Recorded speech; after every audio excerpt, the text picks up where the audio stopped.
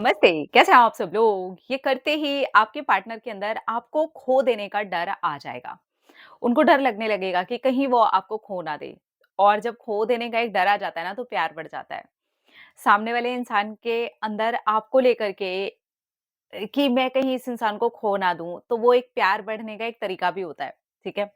लेकिन इसको बहुत ज़्यादा ओवर नहीं करना होता है। इसको आप थोड़ा-सा सँभल करके, चल करके करते हैं, तो प्यार भी बढ़ेगा, खो देने का जो डर है, वो भी बरकरार हो जाएगा और आपके रिश्ते के अंदर जो वार्म्थ थी, जो बॉन्ड था, वो धीरे-धीरे करके खो रहा था, वो भी होना शुरू हो जाएगा। होता क्या है जब हम एक रिलेशनशिप में होते हैं और लॉन्ग टर्म तक उस रिलेशनशिप में चल रहे होते हैं, साल, 2 साल, 3 साल, 4 साल ऐसे निकल गए हैं, तो हम भी ना उस वाले रिलेशनशिप के अंदर बहुत ज़्यादा कंफर्टेबल हो जाते हैं और कंफर्टेबल होते-होते कौन-सी चीज़ें ऐसी हैं जो छोड़ रहे हैं, कौन-सी चीज़ें ऐसी हैं जो हमारी लाइफ में हमारे लिए बहुत ज़्यादा ज़रूरी थी, उन सारी चीज़ों पर काम करना बंद कर चुके हैं। कितनी सारी जगह पर हमने सिर्फ येस बोला है, नो बोलना सीख ही नहीं पाए हैं। कितनी सारी चीज़ें सिर्फ हम अपने पार्टनर के लिए करते हैं, अपने लिए कुछ कर ही नहीं पाते हैं। इन सारी चीज़ों में इस लेवल पर कंफर्ट ज़ोन आ जाता है हमारे अंदर कि अब हमें लगता ही नहीं है कि कुछ करना है और जब ये कंफर्ट ज़ोन बहुत ज़्यादा बढ़ता है आपकी तरफ से भी और आपके पार्टनर की तरफ से भी, तो वो रिलेशनशिप के अंदर जो प्यार, जो बॉन्ड, जो वार्म्थ थी वो ख़त्म होती हुई सी लगती है और बहुत ही जल्दी किसी ना किसी एक पार्टनर को, मेल को या फीमेल को यह एहसास होना शुरू हो जाता है कि कुछ खो गया है और धीरे-धीरे करके वहाँ पर फिर नेगेटिविटी बढ़नी शुरू होती है। तो आप उस खोई हुई चीज़ को, जो कि आपके अंदर से ही खो रही है, उसको वापस से बरकरार कर सकते हो और पार्टनर के अंदर खो देने का जो डर है, वो पैदा कर सकते हो। क्या करना है? ऑल ऑफ सडन ये चीज़ें करने स्टार्ट करना, एकदम से अचानक ही शुरू कर देना, ठीक है? क्योंकि आप अचानक करोगे, तो इंसान सोचने पर एकदम से मजबूर हो जाता है। अपने शरीर को प्रायोरिटाइज़ करना, ये सबसे इम्पोर्टेंट है। क्योंकि जब हम एक रिलेशनशिप में होते हैं और बहुत लॉन्ग टर्म तक चल रहे होते हैं, तो हमें कोई फ़र्क नहीं पड़ता। अब हम कैसे दिख रहे हैं, हमारे फ़िटनेस गोल्स क्या थे पहले, हम पहले कैसे दिखते थे, हमारा शरीर कैसा था, अब क्या है, वहाँ सारी जगह पर काम करना शुरू कर देना। और ये आप बता भी सकते हो, ये सामने से जा-जा करके उनको नहीं बताना है। जब भी आप दोनों की बात हो रही है, आप वहाँ पर अपनी बात को रख सकते हो कि यार मुझे जिम जॉइन करना है या पावर योगा की क्लास ले लेनी है या योगा करना है या मुझे स्ट्रेचिंग करनी है और मैंने ये सारी चीज़ों के लिए जॉइनिंग कर ली है, कुछ भी ऐसा करके आप बता सकते हो उनको। ये बात ऐसे नहीं रखनी है कि देखो मैं ये कर रही हूँ। नहीं, आपको बिल्कुल इसको ईज़ी वे में और ऑल ऑफ सडन बताना है कि आप अपने शरीर के लिए ये कर रहे हो, लड़का हो या लड़की, एकदम ऑल ऑफ सडन। अब यहाँ पर आप खुद को एक बार लेकर के आइए। आपका पार्टनर जिसने पिछले 1 साल, 2 साल, 3 साल, 4 साल जब से आपका रिलेशन चल रहा है, ऐसी कोई बात ही नहीं की। अपने शरीर को लेकर के उसने कोई बात ही नहीं की कि उसको अपने शरीर को लेकर के क्या उसके फिटनेस गोल्स हैं, उसका शरीर कैसा होना चाहिए, उसका स्टैमिना किस तरीके का होना चाहिए, उसको अपनी बॉडी टाइप कैसी लगती है, उसको इन सब बातों से आज तक कभी कोई फ़र्क नहीं पड़ा। लेकिन ऑल ऑफ सडन ऐसा क्या हुआ? ऑल ऑफ सडन जॉइन भी कर लिया। ये चीज़ अगर आपके पार्टनर आपके साथ करें, तो एकदम से सवाल-जवाब आपके दिमाग के अंदर भी क्लिक हो जाएँगे, ठीक है? इसके बाद दूसरी चीज़, अपने करियर को प्रायोरिटाइज़ कर दो। जो भी आप कर रहे हो, जो भी आप करना चाहते हो, जो भी आपके गोल्स हैं, जहाँ पर भी आपको आगे बढ़ना है ना, वहाँ पर सचमुच में प्रायोरिटाइज़ कर दो क्योंकि ये इम्पोर्टेंट है या आपके लिए भी इम्पोर्टेंट है, आप दोनों के आगे आने वाले समय के लिए भी इम्पोर्टेंट है, आप दोनों के रिश्ते के लिए भी बहुत ज़्यादा इम्पोर्टेंट है। तो उन चीज़ों को ऐसे रखना शुरू करो अपने पार्टनर के सामने और सारी चीज़ें जितनी जल्दी-जल्दी में एक साथ करोगे ना, तो इससे क्या होगा, एक तो आपका टाइम मैनेज होना शुरू हो जाएगा, आपको पता चल जाएगा कि आपका टाइम जो है ना, ये इन चीज़ों के लिए भी बहुत ज़्यादा इम्पोर्टेंट है। फिटनेस के लिए, आपके करियर के लिए, अभी मैं और जो भी चीज़ें बता रही हूँ उन सारी चीज़ों के लिए, ठीक है?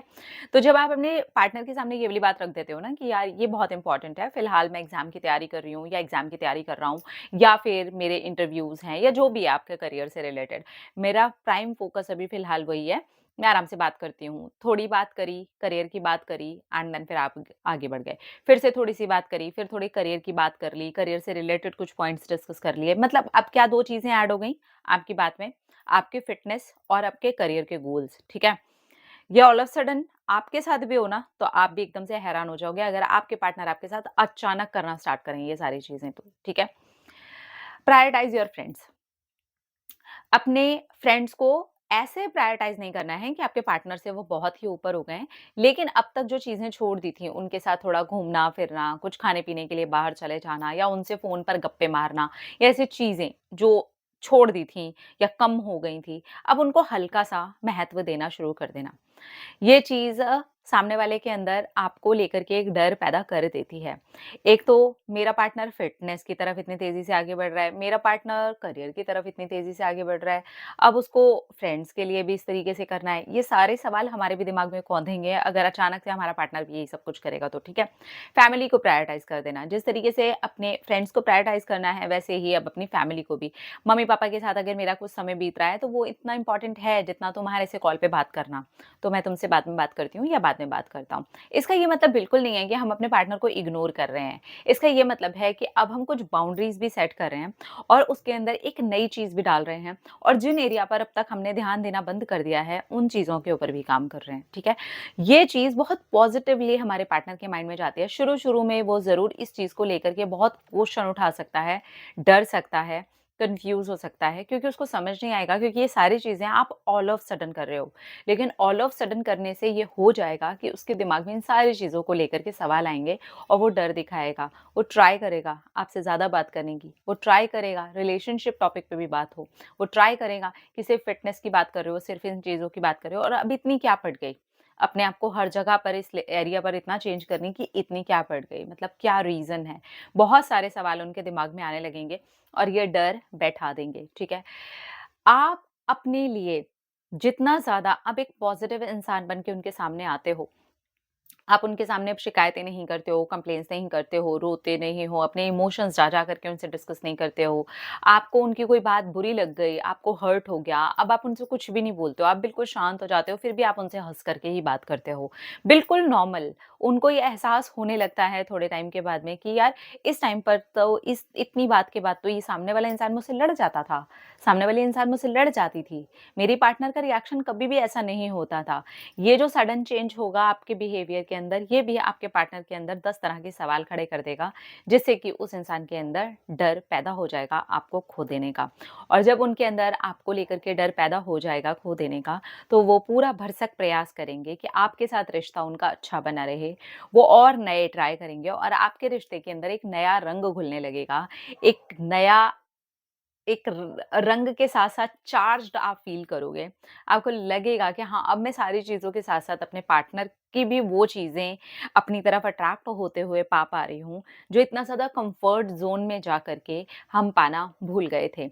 और ये होता है, नॉर्मली ऐसा होता है, रिलेशनशिप में एक टाइम के बाद बोरियत आ जाती है, जिसे हम बोलते हैं कि यार अब हनीमून फ़ेज़ चला गया, चलो अभी दूसरा वाला फ़ेज़ आ गया है, इस फ़ेज़ में तो ऐसे ही होने वाला है। क्यों होने वाला है? क्यों हम अपने फ़ेज़ेज़ को बढ़ा नहीं सकते? क्यों हम एक ही फ़ेज़ के ऊपर नहीं चल सकते? अगर उसके लिए छोटे-मोटे एफ़र्ट्स लेने पड़ें, जो कि आपकी ग्रोथ के लिए अच्छे हैं, आपकी बॉडी के लिए अच्छे हैं, आपके माइंड के लिए अच्छे हैं, आपके लिए अच्छे हैं, आपकी फ़ैमिली के लिए अच्छे हैं, आपके दोस्तों के लिए अच्छे हैं, आपकी खुद की पूरी-पूरी ग्रोथ के लिए बहुत अच्छे हैं, तो क्यों नहीं? वो छोटे-छोटे चेंजेज़ और यही सारे चेंजेज़ अगर आपके रिलेशनशिप के लिए भी अच्छे हैं, तो क्यों नहीं? बिल्कुल आपको ट्राई करना चाहिए और इस तरीके से अगर आप ट्राई करते हैं, इस तरीके से आप छोटी-छोटी चीज़ों का पॉज़िटिव वे में ख़्याल रखते हैं, अपनी चीज़ों के लिए अपने पार्टनर से लड़ते नहीं हैं, सिर्फ़ अपनी बातें रखते हैं, बताते हैं उनको एंड सडनली बताते हैं और उसके बाद उनके ऊपर सचमुच में एक्शन भी लेते हैं। लाइक वर्कआउट कर रहे हैं, तो एक्शन ले रहे हैं कि वर्कआउट कर रहे हैं सीरियसली। अगर वो अपनी स्टडी के लिए या एग्ज़ाम के लिए या इंटरव्यूज़ के लिए कुछ प्रिपरेशन कर रहे हैं, तो वो कर रहे हैं और वो सीरियस हैं इस पर। ऐसा नहीं है कि वो टाइम वो कहीं और निकाल रहे हैं, वो उसी चीज़ के ऊपर ध्यान दे रहे हैं। तो ये चीज़ जो है ना, आपके पार्टनर के अंदर एक डर पैदा कर देती है और आपके रिश्ते को ब्यूटीफुल बनाया जा सकता है इस तरीके से। अपना-अपना रखिए ख़्याल, अपने आप से कीजिए ढेर सारा प्यार ताकि आप अट्रैक्ट करें ढेर सारा प्यार। I love you all. Tata.